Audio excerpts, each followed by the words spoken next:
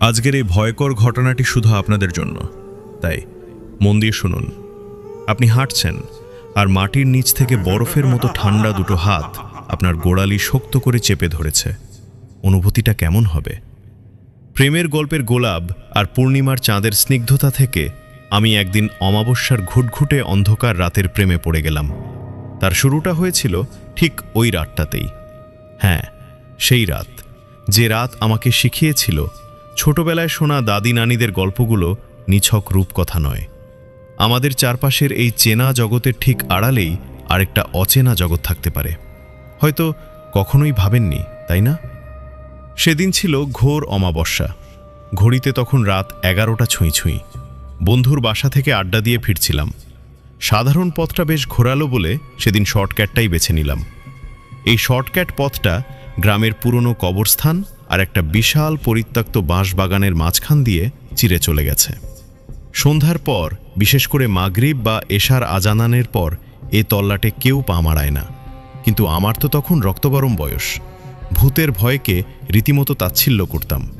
কানে ইয়ারফোন গুঁজে ফুল ভলিউমে গান বাজাতে বাজাতে আমি হন হন করে হাঁটতে শুরু করলাম। চারপাশের পিনপতন নীরবতা, ঝিঁঝি পোকার ডাক, সব কিছুই ঢাকা পড়েছিল ইয়ারফোনের লাউড মিউজিকে। পথের মাঝ বরাবর আসার পর হঠাৎ পরিবেশটা কেমন যেন বদলে গেল। এতক্ষণ যে দমকা হাওয়া দিচ্ছিল সেটা হুট করে একদম থেমে গেল। গুমোট একটা গন্ধ নাকে আসতে লাগলো যেন। পচা পাতা আর শ্যাওলা ধরা পুরনো মাটির গন্ধ নাক দিয়ে সোজা মাথায় গিয়ে ধাক্কা মারল।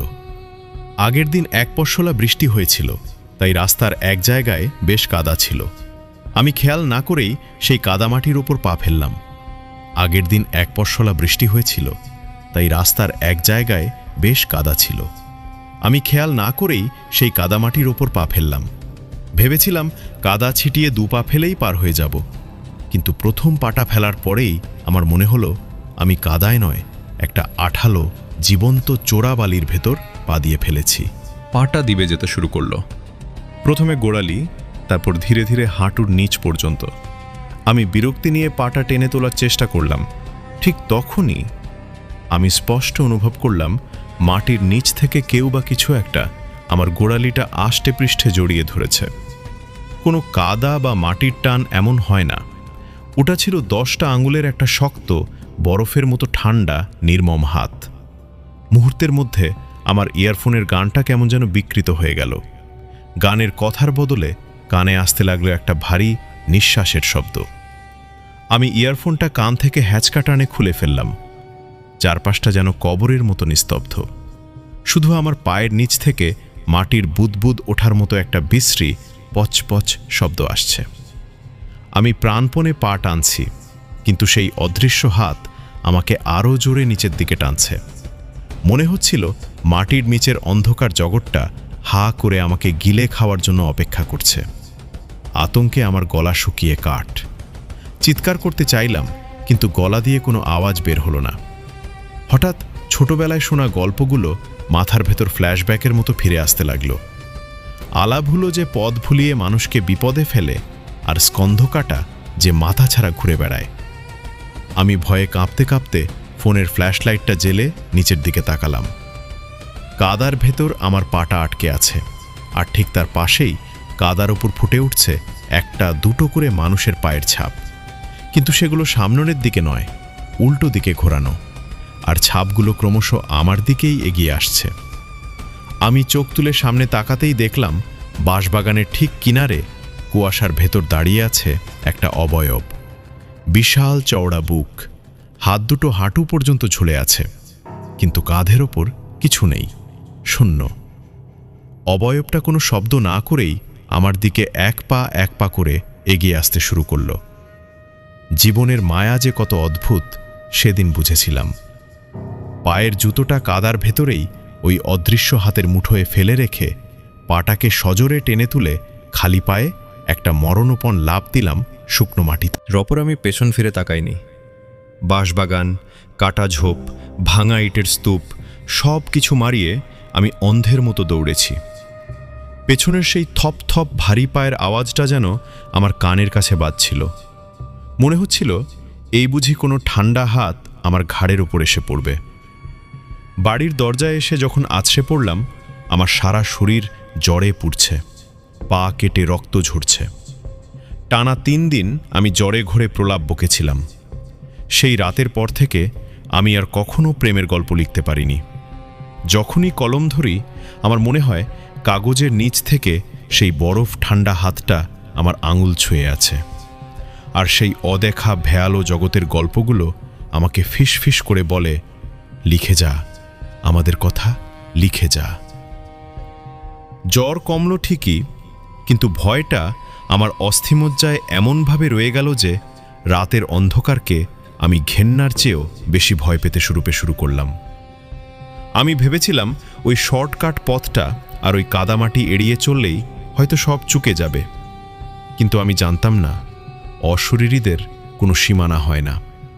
ওরা একবার যার গন্ধ পায় তাকে এত সহজে ছাড়ে না। ঘটনার কয়েকদিন পরের কথা। জ্বরটা সবে ছেড়েছে, শরীরে প্রচণ্ড দুর্বলতা।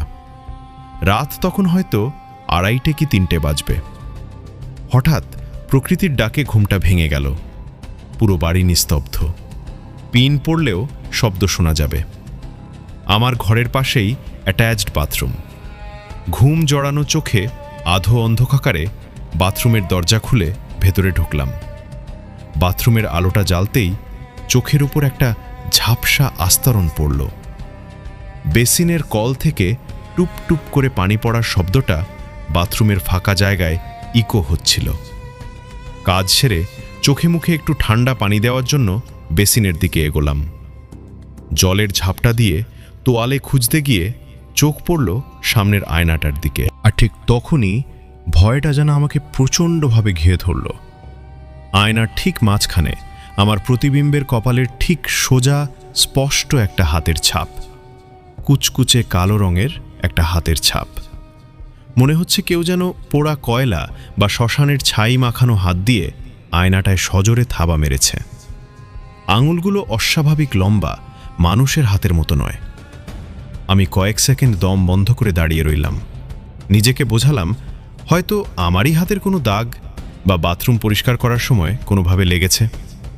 কাঁপা কাঁপা হাতে জল নিয়ে আয়নার দাগটা মুছতে গেলাম, কিন্তু আমার হাতটা আয়নার কাঁচ ছোঁয়ার সাথে সাথেই আমি ছিটকে পিছিয়ে এলাম।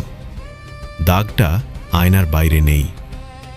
আমার ভেজা হাত আয়নার মসৃণ কাচের ওপর দিয়ে পিছলে গেল, কিন্তু দাগটা একটুও মুছল না। কালো হাতের ছাপটা আয়নার ভেতর থেকে কাচের গায়ে লেপ্টে আছে। মনে হলো আয়নার ওপাশের কোনো এক অন্ধকার জগৎ থেকে কেউ একজন তার বরফ ঠান্ডা হাতটা কাচের ওপর চেপে ধরে আমার দিকে একদৃষ্টে তাকিয়ে আছে। আমার মনে পড়ে গেল সেই রাতের কথা। কাদামাটির নিচ থেকে ঠিক এরকমই একটা লম্বা আঙুলের হাত আমার গোড়ালি চেপে ধরেছিল। আমি আর এক মুহূর্তও সেখানে দাঁড়াইনি। বাথরুমের দরজা সশব্দে বন্ধ করে ছিটকিনি লাগিয়ে বিছানায় এসে লেপের নিচে ঢুকে গিয়েছিলাম। সারা রাত আমার মনে হচ্ছিল বাথরুমের বন্ধ দরজার ওপাশ থেকে কেউ যেন ফিসফিস করে আমাকে ডাকছে। ভাবছেন গল্প এখানেই শেষ? ওই একবারই ঘটেছিল? না, আমার আসল অভিশাপ তো শুরু হলো সেখান থেকেই। আজও এতগুলো বছর পেরিয়ে যাওয়ার পরও যখন মাঝরাতে একা বাথরুমে যাই, আমি সাবধানে আয়নার দিকে তাকাই। আজও মাঝে মাঝেই দেখি সেই কালো হাতের ছাপটা আয়নার ঠিক মাঝখানে ফুটে আছে। কখনো একটা, কখনো দুটো। কখনো মনে হয় হাতটা ধীরে ধীরে নিচের দিকে নামছে। আমি বুঝতে পারি ওরা আমাকে ছাড়েনি। বাঁশবাগানের সেই কাদামাটি থেকে আমার পিছু পিছু ওরা আমার ঘরে ঢুকে পড়েছে। আমার আয়নার ভেতর ওরা ওদের বাসা বানিয়েছে। আমার অপেক্ষাতেই থাকে ওরা। আমি জানি একদিন হয়তো আয়নার ভেতরের ওই কালো হাতটা কাঁচ ভেদ করে বেরিয়ে আসবে আর আমার গলাটা শক্ত করে চেপে ধরবে। কে জানে। তাই এখন আমি আর আয়নার দিকে বেশিক্ষণ তাকাতে পারি না। মাঝরাতে একা যখন বাথরুমে যান, আয়নার দিকে তাকানোর সময় খুব খেয়াল রাখবেন আপনার নিজের প্রতিবিম্বের ঠিক পেছনে দাঁড়িয়ে কোনো কালো হাত আপনার কাঁধের দিকে ধীর লয়ে এগিয়ে আসছে না তো। ঘটনাটি খুব সুন্দর, আশা করি আপনাদেরকেও ভালো লাগছে। এখন চলুন চলে যাই আমরা পরবর্তী ঘটনা।